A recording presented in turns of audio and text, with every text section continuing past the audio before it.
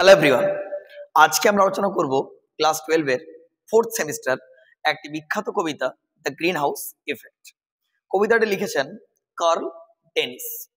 কবিতাটা অবশ্যই আমরা আলোচনা করব জিওগ্রাফির ওপর বেস করে, কারণ এই যে দ্য গ্রিন হাউস, এটা তোমরা জানো অলরেডি যে কবিতাটা পুরোটাই জিওগ্রাফির টপিকের ওপর অন্তর্ভুক্ত এবং এই সম্পর্কে আমাদের কম বেশি সবারই একটা বেসিক আইডিয়া কিন্তু রয়েছে। ওই আইডিয়াটাকে আমরা আরো ডিপলি নিয়ে যাব, ওটা অ্যাডভান্স লেভেলে নিয়ে যাব। তো চলো প্রথম থেকে শেষ অবধি থাকো, খাতা পেন বের করে নাও, সঙ্গে সঙ্গে ক্লাসটা করে নাও। দেখবে ক্লাস শেষে একটা আস্ত নোটস তৈরি হয়ে গেছে এবং এই কবিতার থেকে আমাদের যে কোয়েশ্চেনের প্যাটার্ন, যে মার্কস 2 এর প্রশ্ন, সেগুলো তোমরা কিন্তু দেখবে লিখতে পারবে। কমনের উপর ভরসা করব না, পুরো পোয়েট্রি আলোচনা করছি, ভালো করে শুনতে হবে। অবশ্যই নিজের লেখার যে ক্যাপাসিটি, সেটা কিন্তু নিজেকে তৈরি করতে হবে। That's all. তো চলো কবিতাটা শুরু করি। দেখো, কবিতাটির নাম দ্য গ্রিন হাউস ইফেক্ট। কে লিখেছেন গো? Curl Dennis. ওকে, কবিতাটা আমরা টেক্সট ওরিয়েন্টেডই আলোচনা করব। তার আগে আমাদের একটা ইন্ট্রো দরকার। অবশ্যই যে কোনো কবিতা, যে কোনো গল্প, একটা ইন্ট্রো না জানলে কিন্তু গল্প বা কবিতার সম্পর্কে পুরো লেভেলে যাওয়া যায় না, তাই না? তাই আমরা অ্যাডভান্স লেভেলে যেতে গেলে ইন্ট্রো থেকে শুরু করব। চলো, ফার্স্ট পয়েন্ট তোমরা করে নাও, ফার্স্ট পাবলিশড, অর্থাৎ কবিতাটা কখন পাবলিশড হচ্ছে। In the year 1985। তাহলে একটা শর্ট কোশ্চেন দেখো হয়ে গেল। when the poem was first published, the poem was firstly published in the particular year 1985. Next, 2 number তোমরা পয়েন্ট করে নেবে স্পিকার, অর্থাৎ who is the speaker of the poem. কবিতার স্পিকার কে? স্পিকার হচ্ছে দ্য পোয়েট পারসোনা হিমসেলফ, অর্থাৎ কবি নিজেই হচ্ছেন speaker. Next, what is the type of the poem? কবিতাটা কি ধরনের? না, কবিতাটা হচ্ছে ইকো পোয়েট্রি, অর্থাৎ পরিবেশ সংক্রান্ত একটি কবিতা। পরিবেশের প্রতি যে সচেতনতা, যে গুরুত্ব, সেটা কিন্তু আমাদেরকে ইনক্রিজ করতে হবে, আরো বৃদ্ধি করতে হবে, আরো গাছ লাগাতে হবে, বৃক্ষরোপণ করতে হবে, এই ব্যাপার।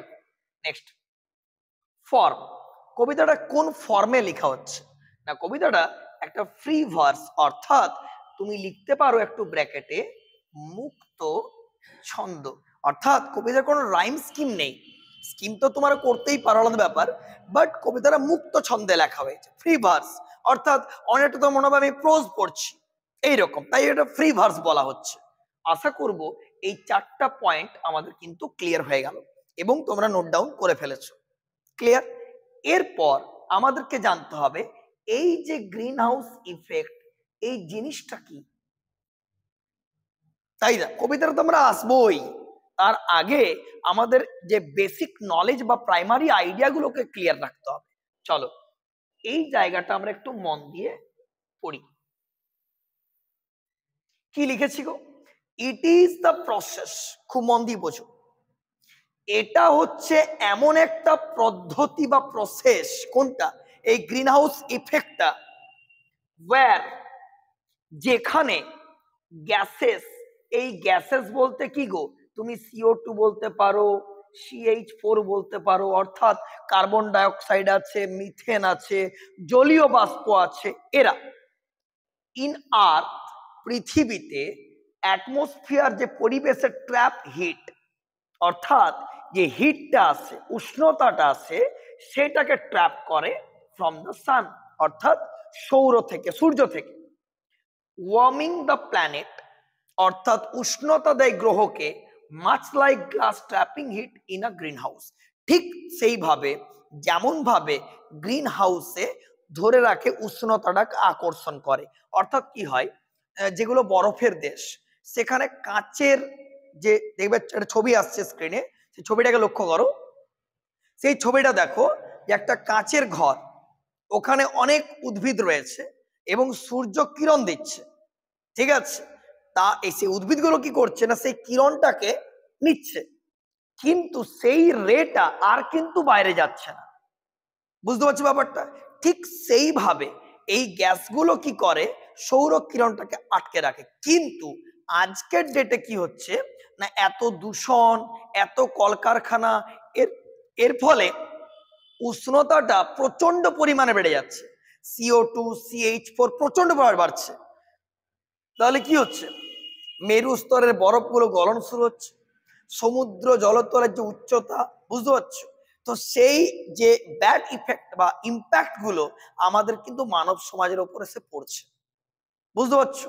তাই এইটা হচ্ছে আমাদের ফলাফল। তাহলে একটা জিনিস তুমি বুঝে গেলে যে পুরো পুরো কবিতাটাই কিন্তু আমরা একটা ফিউচার টেন্সে আমরা আলোচনা করব বা পড়ব, ঠিক আছে, এটা কিন্তু প্রেজেন্ট নয়, এটা হবে।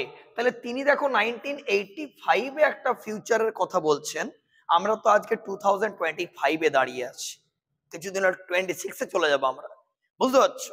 তাহলে কিন্তু ফিউচারে, তো আশা করব ব্যাপারটা বোঝা গেল। একটা ইমেজ দিয়েছি আমরা, some sunlight that hits earth is reflected back into space while the rest becomes heat.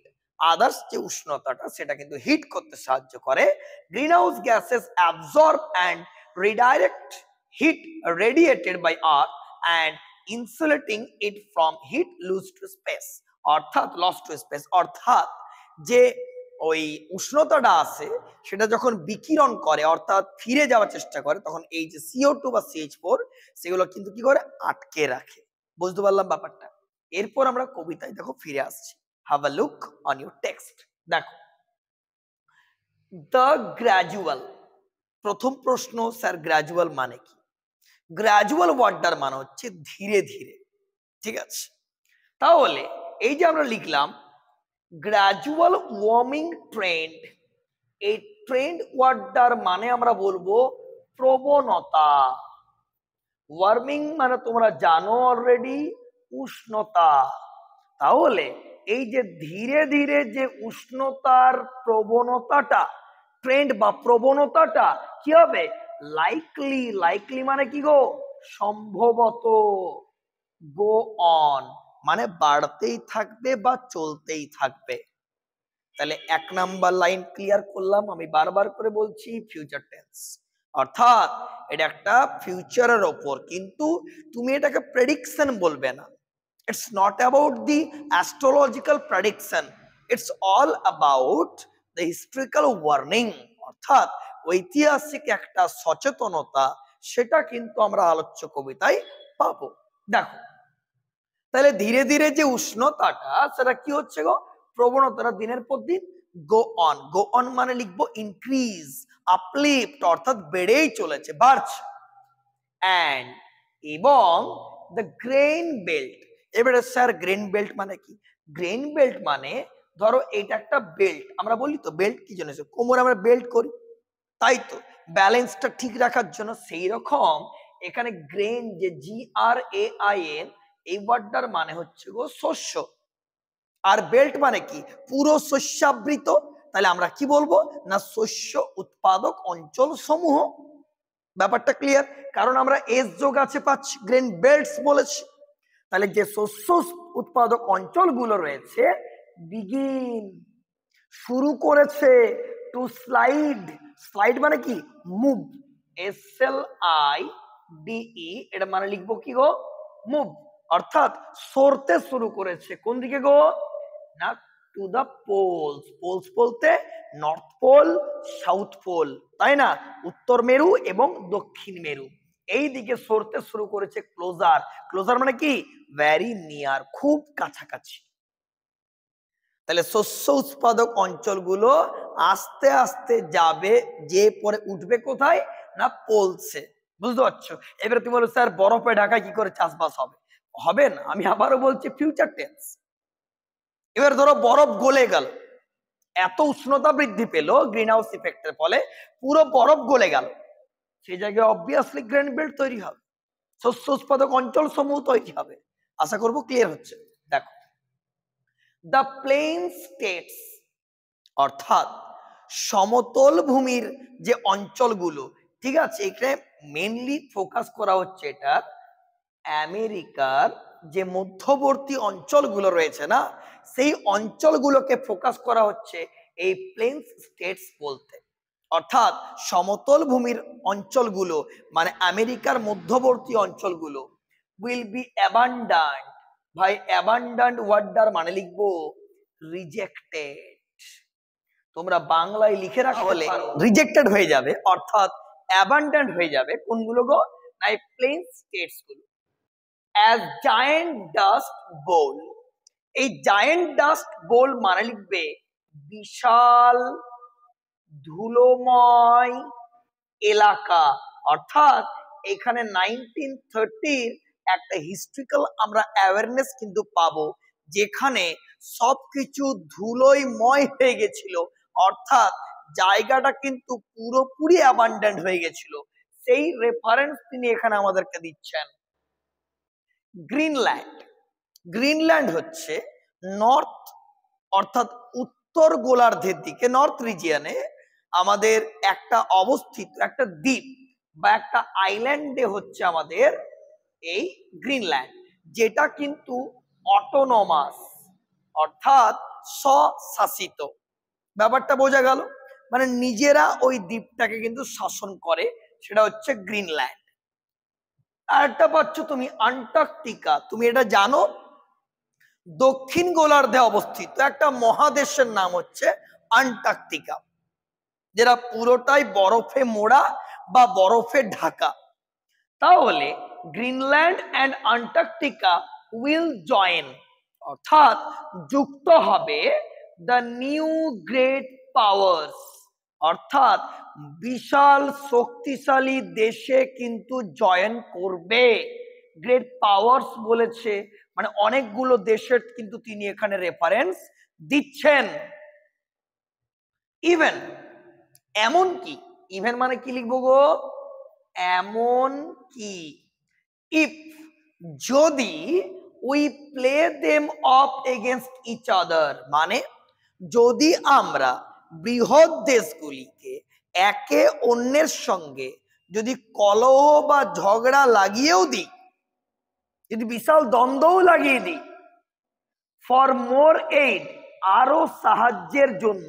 এই যে ওয়ার্ডটা এইড, এইড মানে লিখে রাখবে গো হেল্প, আরো সাহায্যের জন্য যদি আমরা দেশগুলির মধ্যে ঝামেলা লাগিয়েও দিই, বিবাদ লাগিয়েও দিই, we will still be poor, আমরা তবুও কিন্তু পুয়ারই থাকবো দেন উই আর নাও, আমাদের এখনকার পজিশন থেকে আমরা তখনও কিন্তু আরো পুয়ার হয়েই থাকবো। আশা করব ক্লিয়ার, মানে আমাদের কিন্তু কোনো ডেভেলপ হবে না। ব্যাপারটা বোঝার চেষ্টা করো, এখানে পুয়ার বলতে শুধুমাত্র ইকোনমিক্যালি বা অর্থনৈতিক থেকে নয়, এখানে কিন্তু মোরালি অর্থাৎ নৈতিকতার দিক থেকেও কিন্তু আমরা অসহায় হয়েই থাকব। লাইফ উইল বি ডিফারেন্ট, জীবনটা একদম অন্য ধরনের হয়ে যাবে। আমি বারবার বলছি ফিউচার টেন্সের কবিতা, গুলিয়ে ফেলবে না। গুড টিলেবল ল্যান্ড সো ডিয়ার, টিলেবল ওয়ার্ডটার মানে লিখবে TILLABLE, মানে লিখবে চাষযোগ্য। অর্থাৎ তখন জমিগুলো কিন্তু টিলেবল হবে, টিলেবল মানে কি বললাম বলো, চাষযোগ্য হয়ে উঠবে। অ্যান্ড সো ডিয়ার, অত্যন্ত প্রিয় হয়ে উঠবে। মানে ইমেজটা বুঝতে পারছো, আমরা আবার সেই চাষবাস, সেই কৃষকদের পর্যায়ে আমরা কিন্তু আবার ফিরে যাব, অর্থাৎ লেবার করতে হবে, পরিশ্রম দিতে হবে, এই জিনিসটা কিন্তু বারবার ফোকাস করছেন। দ্য সাবার্বস, সাবার্ব মানে লিখবে শহর তলি, ঠিক আছে, অর্থাৎ শহরের বাইরে এলাকা আমরা কি বলবো, সাবার্বস।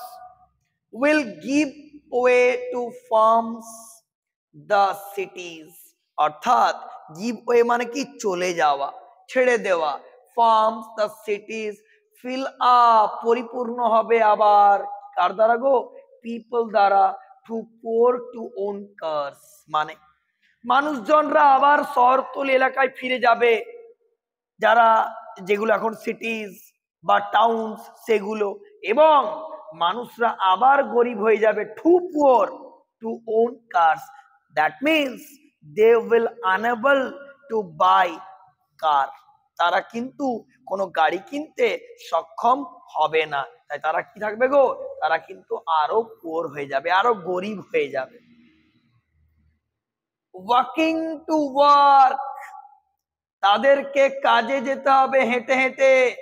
আর ক্রাউডিং অন ট্রলিজ, আবার তারা কিন্তু যাবে কি করে গো, ট্রলি। ট্রলি মানে কি, ট্রাম, যেগুলো ভিড় পরিবহনগুলো, সেখানে কিন্তু তারা যাবে।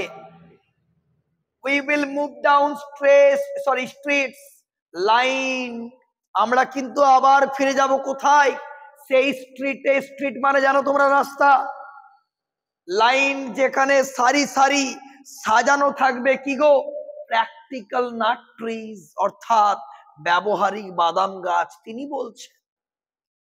আর কিন্তু সেই সাজন্ত, সেই লাক্সারি লাইফ, সেই লাক্সারি লাইফ কিন্তু ইগনোরড হয়ে যাবে। সেই লাক্সারি লাইফ কিন্তু আমাদের কাছছাড়া হয়ে যাবে, ওগুলো কিন্তু দূরে সরে যাবে সবকিছু, সেই লাক্সারি লাইফ গুলো। নট এলমস, কোনো এলম গাছ থাকবে না। নট ওকস, কোনো ওক গাছ থাকবে না। উইথ ভেজিটেবলস ক্রাউডিং, শুধুমাত্র শাকসবজিতে পরিপূর্ণ থাকবে।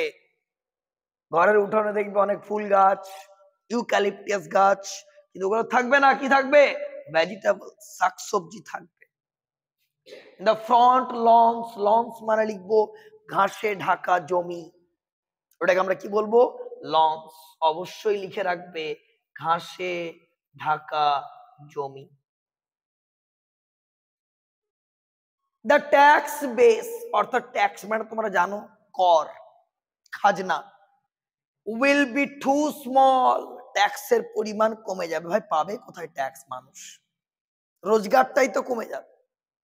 তাহলে কত বড় মারাত্মক ইম্প্যাক্ট আছে বুঝতে পারছো গ্রিন হাউস ইফেক্টের। আর শুধু একজন সচেতন হলে চলবে না, ক্রাউডকে সচেতন হবে, ক্রাউডকে, ভিড়, অনেক পিপলকে সচেতন হতে হবে। The tax base will be too small to support the public buildings. এখানে পাবলিক বিল্ডিংস বলতে বিভিন্ন সরকারি ভবনগুলোকে বোঝানো হচ্ছে। সেই সরকারি ভবনগুলো কে মেরামত করার জন্য, সাপোর্ট করার জন্য এত টাকা গভর্নমেন্টের আর থাকবে না। We will have to donate hours, আমাদেরকে ঘন্টার পর ঘন্টা সময় দিতে হবে। ডোনেট মানে এখানে লিখবো গিভ, GIVE, দিতে হবে। কি দিতে হবে গো, সময় দিতে হবে। আফটার ওয়ার্ক, আমাদের কাজের পর। ইচ উইক, প্রতি সপ্তাহে। তাহলে প্রতি সপ্তাহে আমরা যখন কাজ থেকে ফিরে আসবো, আমাদের যে লিজার টাইম, যে অবসর সময়, সেই সময়টা দিতে হবে কোথায় না, পাবলিক বিল্ডিংস গুলোতে, অর্থাৎ সরকারি ভবনগুলোতে। টু রেক, রেক মানে কি গো, জড়ো করা, বিভিন্ন নোংরা আবর্জনা ময়লাগুলোকে জড়ো করা। The lawn of the library and the city হল, সিটি হল বলতে আমরা লিখবো পৌর ভবন। তাহলে পৌর ভবন বা লাইব্রেরিতে যে ময়লা আবর্জনা পড়ে থাকবে, সেগুলোকে জড়ো করতে হবে আমাদেরকে নিজেদেরকেই। টু টাক পয়েন্ট, টাক পয়েন্ট মানে হচ্ছে মেরামত করা। ইটের যে গাঁথনি গুলো হয়, সেই গাঁথনি গুলোকে মেরামত করাকে আমরা কি বলবো, টাক পয়েন্ট। সব লিখবে, নাহলে ভুলে যাবে। The chimney of the federal buildings, federal buildings মানে কেন্দ্রীয় ভবন। তাহলে চিমনি গুলো, কেন্দ্রীয় ভবনের চিমনির যে ইটের গাঁথনি গুলো, সেগুলো কি হয়ে যাবে, টাক পয়েন্ট, মেরামত করতে হবে আমাদেরকে। If we don't want the place, যদি আমরা না চাই, to fall like temples in Rome, যদি আমরা না চাই যে রোমের মন্দিরগুলোর মতো আমাদের এই জায়গার অবস্থা হোক, অর্থাৎ তিনি এই যে রোমের মন্দিরটা বলে একটা অ্যালিউশন দিয়েছেন, ফিগারস অফ স্পিচে অ্যালিউশন এটাকে বলে, ঠিক আছে। কারণ এই অ্যালিউশনটা এখানে কিন্তু এক সময় বিশাল ব্যাপার ছিল, সেটা আর নেই, সেটা সব ধূলিসাৎ হয়ে গেছে। তাই যদি সেটা না চাও, কিছু আশার বাণী তিনি শোনাবেন। দেখো, don't want sheep to graze in our squares. Square মানে লিখবে চত্বর, চ তয় বয় র, অর্থাৎ এরিয়া বা লোকালিটি। যদি তুমি না চাও স্কোয়ারে কোনো ভেড়াগুলো চড়ে বেড়াক, এখানে শিপ বলতে ভেড়া।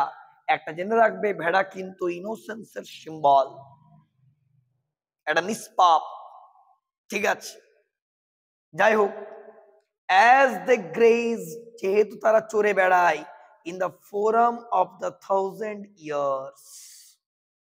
লাইনটা বুঝো, এই যে গ্রেজড, গ্রেজ মানে লিখবে লয়টার বা চড়ে। তাহলে গ্রেজ মানে কি বললাম গো, চড়ে বেড়ানো। তাই ভেড়া শুধু চড়বে না, তাহলে ওখানে নিশ্চয়ই খাবারও খাবে, তাই তো সেই ব্যাপারটা বলছে। বলছে in the forum for 1000 years. Forum মানে কি, যেখানে জনসমাবেশ হয়, সেই দেখবে জুলিয়াস সিজার দা ফোরাম সিন আছে। যাই হোক, এখন পাবে না, পরবর্তী ক্ষেত্রে পাবে। তো যাই হোক, তাহলে যেখানে এককালীন বিরাট মানে জনসমাবেশের স্থান ছিল, সেখানে আজকে ভেড়া চড়ে বেড়াচ্ছে। যদি সেটা না চাও, উইথ আ লিটল ইফর্ট। ইফর্ট মানে কি লিখবো গো, প্রচেষ্টা। ইফর্ট মানে কি বলবো, প্রচেষ্টা। The country will go on. Go on মানে পরে বলে দিয়েছি আমি, চলতে থাকা, এগিয়ে যাওয়া, move. So what if we have lost our high place to stronger Carthage? এই কার্থেজেস হচ্ছে রোমের এককালীন বাণিজ্যিক প্রতিপক্ষ। এগেইনস্ট ছিল এই কার্থেজেস, এবং তারা ছিল স্ট্রঙ্গার, খুব শক্তিশালী দেশ। তাহলে তাতে কি হয়েছে, উই হ্যাভ লস্ট, আমরা হেরে গেছি, our high place to stronger Carthages. Whose, যাদের, ফার ফ্লাং, ফার ফ্লাং মানে লিখবে সুদূর প্রসারী, সুদূর প্রসারী, far flung. Fleets will be loaded with merchandise. Merchandise মানে লিখবো বাণিজ্য পণ্য, বাণিজ্য পণ্য। তাহলে যাদের সুদূর প্রসারী ফ্লিটস বলতে নৌবহর পাড়ি দেবে বাণিজ্য পণ্য নিয়ে, অর্থাৎ এরা কিন্তু খুবই সমৃদ্ধশালী। এটার মানে এদের কিন্তু প্রসপারিটিকে বোঝানো হয়েছে। প্রসপারিটি মানে সমৃদ্ধতা। চিপার দেন আওয়ার্স, আমাদের থেকে অনেক সস্তায় তারা কিন্তু বাণিজ্যগুলো করবে। তাহলে স্বাভাবিকভাবে আমাদেরই লস, আমাদের ক্ষতি। কোন দোকানে তুমি যদি 5 টাকার জিনিস কিনলে, কোন দোকানে জিনিসটা 2 টাকায় দিচ্ছে। ব্যাপারটা বোঝা গেল, মানুষজন কোয়ালিটি দেখে না, ব্যাপারটা বোঝার চেষ্টা কর। উই উইল বি গ্ল্যাড, আমরা খুবই আনন্দিত হব, to watch from the beach. এই বিচ মানে লিখবো সৈকত, অর্থাৎ সমুদ্র সৈকত। আমরা সমুদ্র সৈকতে আরামসে দাঁড়িয়ে দেখবো, বাহ, নৌবহর যাচ্ছে, হ্যাঁ, কি সুন্দর বাণিজ্য হচ্ছে। আমরা হেরে গেছি, কি যায় আসে না তো, হেরে গেছি, ভালো হয়েছে, ঠিক আছে, শুধু আমরা দাঁড়িয়ে দাঁড়িয়ে আরামসে দেখবো, বাহ, আমি দাঁড়িয়েছি সি বিচে, খুব সুন্দর। ওরা বাণিজ্য করছে বা করুক, ওরা পড়ছে, ওরা পড়াশোনা করুক, আমি ঘুমাই আরামসে। লাইনটা বুঝতে পারছো? এইটাই তিনি বলছেন। ঠিক আছে, এই লাইনটা কিন্তু টন্ট করেছেন তিনি। অ্যাজ দ্য লাইটস, আলো পড়বে ফ্রম কোরিয়ান। এই কোরিয়ান তোমরা জানো, কোরিয়া, ইউনো সাউথ কোরিয়া, ঠিক আছে। আর্মাডাস পাস, তুমি দেখবে কোরিয়ার একটা বিরাট নৌবহর পেরিয়ে চলে যাচ্ছে। আর্মাডা মানে জানো, তোমরা পড়েছো কিরমাডা, ছোটা ভীমে, যাই হোক, আর্মাডা নৌবহর। ঠিক আছে, কোরিয়ান মতো দেশগুলো দেখবে বিরাট শক্তিশালী দেশে রূপান্তরিত হয়ে যাবে, যদি আমরা এখন থেকে সচেতন না হয়। On their endless patrols, patrols warder মানে লিখবে টহল, পেট্রোলিং, ঘুরে বেড়ানো। ঠিক আছে, অ্যারাউন্ড দ্য ওয়ার্ল্ড, এই পৃথিবীর চারিদিকে। Let them have their little time in the sun. এই have their little time in the sun, এটা মানে বোঝানো হচ্ছে ট্রানজিয়েন্স, অর্থাৎ ক্ষণস্থায়ী। তাদের এইটা বেশি দিন টিকবে না, আজ আছে কাল থাকবে না। আমরা এটা ভেবে বসে থাকি, ও আজকে কাল থাকবে না। না, ভুল ধারণা। এত সহজভাবে নেওয়া যাবে না লাইফকে, লাইফকে এত সহজভাবে নেওয়া যাবে না। উই উইল সে, আমরা বলবো, কি বলবো? টু আওয়ারসেলফস, নিজেদেরকে, অ্যাজ উই বিগিন টু সোয়া। সোয়া মানে কি? আরামসে আন্দোলিত করা, মন্থর গতিতে এগিয়ে যাওয়া। ও কোরিয়ান যাচ্ছে নৌবহর, কোনো ব্যাপার নেই। ও আজকে বাণিজ্য করছে, কালা বাণিজ্য করবে না। আমাদের এইটাতে আমরা সন্তুষ্ট থাকি। To the strains of our native beach band, band মানে বুঝতেই পারছো, সঙ্গীত বাদক। ইগনোরিং, তারা কিন্তু ইগনোর করে দেয় the hits from the Arctic on the radio. রেডিওতে গান বাজায় আর সি বিচে আরামসে থাকে। ও চাক, আজকে বাণিজ্য করছে, কাল তার বাণিজ্য করবে না, মানে রিল্যাক্সেশন থাকে তারা, বিরাট টু মাচ রিল্যাক্সড। বুঝতে পারছো? এখানে তিনি টন্ট করছেন কার্ল ডেনিস। বুঝতে পারছো? আমরা তখনও, যখন ওরা কোরিয়ার মতো দেশগুলো যখন শক্তিশালী দেশে কনভার্ট হয়ে যাবে, আমরা তখনও কিন্তু রিল্যাক্সেশনে সমুদ্র সৈকতের ধারে গান বাজিয়ে আরামসে রেডিওতে গান শুনে হেলে বসে থাকি। লাইনটা clear? This is all about the poem the greenhouse effect, poetized by Carl Dennis. 2 থেকে 3 বার পড়ো, যেগুলো লিখলাম সেগুলো একটু ভালো করে দেখবে। পুরো কবিতাটা না দেখলে লেখাটা হিজিবিজি মনে হবে, বাট কবিতাটা পুরোটা দেখলে একদম জলের মতো পরিষ্কার হয়ে যাবে। ডেফিনেশনটা অতি অবশ্যই খাতায় নোট করবে, এগুলো নোট আশা করি করে নিয়েছো। এবং যদি কোনো ডাউট থাকে, কমেন্ট বক্স তো খোলাই রয়েছে, অবশ্যই কমেন্ট করবে। ভুল ত্রুটি থাকলে মার্জনীয়। এবং এইখান থেকে কোশ্চেন অ্যান্সার যদি পেতে চাও, কমেন্ট বক্সে লিখে জানাবে, অতি অবশ্যই আমরা তা দেওয়ার প্রচেষ্টা রাখবো। চ্যানেলে নতুন হয়ে থাকলে subscribe and hit the bell icon. আজ এই অবধি, খুব শীঘ্র দেখা হবে নেক্সট আপডেট নিয়ে।